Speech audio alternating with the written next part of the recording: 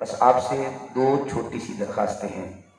ایک، کوئی دوست ننگے سر نہ بیٹھے، جن کے پاس کپڑا موجود ہے وہ سر کو ڈھانپ کر بیٹھے، ادب کے ساتھ بیٹھے۔ یہ پاکیزہ محفل ہے، جتنا ادب سے بیٹھیں گے اللہ کریم اتنا ہی زیادہ فیض عطا فرمائے گا۔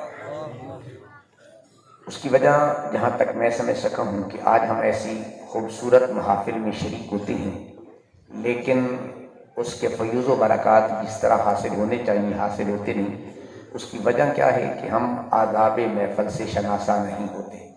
اس لیے میں عرض کروں گا جتنے بھی سٹیج کے وارث ہیں وہ نوجوانوں کو، بچوں کو بتایا کریں کہ محبوب کی بارگاہ میں بیٹھنے کے آداب کیا ہوتے ہیں۔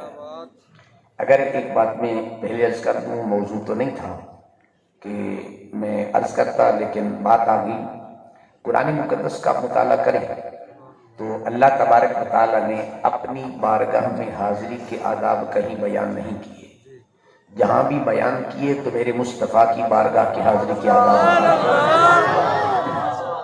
اب اس پر بے شمار قرآن مقدس کی آیات موجود ہیں، میں ان میں نہیں پڑھنا چاہتا۔ جب احادیث کا مطالعہ کرتا ہوں تو اس میں بھی اللہ تعالیٰ نے جو سب سے اہم سبق دیا وہ بارگاہ مصطفی کا ادب ہے۔ صرف تھوڑا سا ایک حصہ اس حدیث کا عرض کروں گا جس کو امام بخاری، امام مسلم بلکہ تمام صحاح ستہ کے محدثین نے بڑی تفصیل کے ساتھ بیان کیا ہے۔ سیدنا فاروق اعظم رضی اللہ تعالیٰ عنہ ارشاد فرماتے ہیں، ہم حضور کی بارگاہ میں بیٹھے تھے، اچانک ایک آدمی آ گیا، سفید لباس پہنا ہوا تھا، کالے رنگ کے بال تھے۔ حضور کی بارگاہ میں آپ کے ایسے دو زانو ہو کے بیٹھا، اس ندا رکبتیہ الی رکبتیہ، جیسے ہم اتحیات میں دو زانو ہو کے بیٹھتے ہیں ایسے آ کے حضور کی بارگاہ میں بیٹھ گیا۔ اب سیدنا فاروق اعظم فرماتے ہیں میرے دل میں یہ بات کھٹک رہی تھی کہ یہ بندہ ہے کون؟ اگر مدینہ شریف کا ہوتا تو کوئی تو جانتا، اور اگر دور کا ہوتا تو اس کے اوپر گرد و غبار کے آثار ہوتے، مٹی کے آثار ہوتے، کچھ بھی نہیں ہے، صاف ستھرا لباس، صاف ستھرے بال، صاف ستھرا چہرہ۔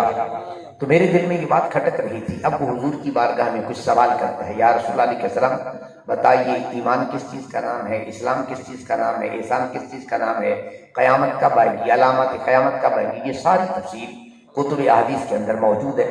خود سوال کرتا جاتا، جب سرکار جواب دیتے تو کہتا صدقت یا محمد، سونیا تسی سچ آکھے۔ توجہ ہے میری بات کی طرف۔ اب سیدنا فاروق اعظم فرماتے ہیں جب وہ بندہ سوال کر کے چلا گیا نا تو آقا کریم علیہ السلام نے میری طرف توجہ فرمائی، حالانکہ دیگر صحابہ بھی تشریف فرما تھے لیکن میری طرف توجہ کی تو سرکار دو عالم علیہ السلام نے فرمایا اتدری یا عمر، اے عمر جانتے ہو کہ یہ آنے والا شخص کون تھا؟ ہم نے عرض کیا اللہ و رسولہ اعلم، سونیا یا اللہ جانتا ہے یا تو جانتا ہے۔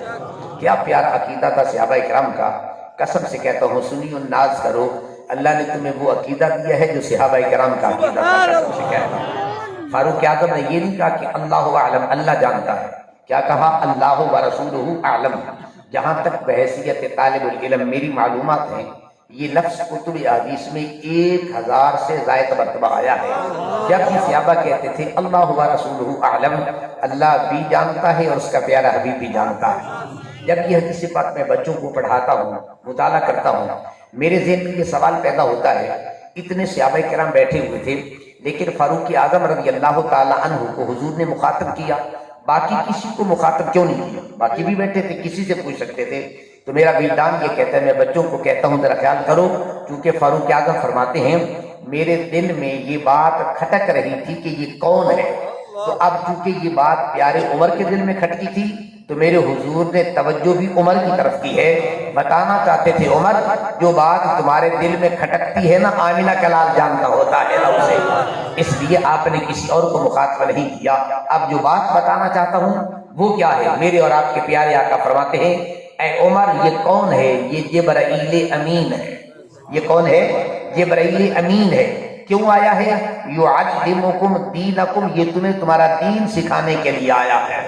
اب جب اس حدیث پہ غور کرتا ہوں، آپ کو بھی اللہ نے عقل بھی دیا ہے، علم بھی دیا ہے، شعور بھی دیا ہے، فہم و فراست بھی دی ہے، ذکاوت و ذہانت بھی دی ہے۔ آپ سے چھوٹا سا سوال یہ ہے کیا آقا کریم علیہ السلام دین سکھانے کے لیے نہیں آئے؟ یقیناً دین سکھانے کے لیے آئے ہیں۔ کون سا دین ہے جو میرے اور آپ کے پیارے آقا نے نہیں سکھایا؟ اب کیا وجہ ہے؟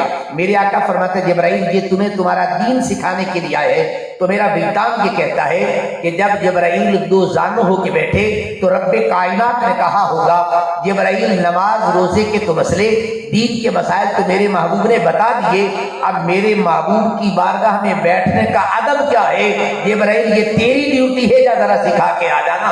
تو اب اللہ کریم نے محبوب کی بارگاہ میں بیٹھنے کے ادب سکھانے کے لیے سید الملائکہ جبرائیل کو بھیجا تاکہ پتہ چلے کہ دنیا والوں جبرائیل بھی در مصطفیٰ پہ آ کے دو زانوں ہو کے بیٹھتا ہے، تم بھی التحیات کی حالت میں بیٹھا کرو تاکہ پتہ چلے محبوب کی بارگاہ کا ادب اس طریقے سے ہوا کرتا ہے۔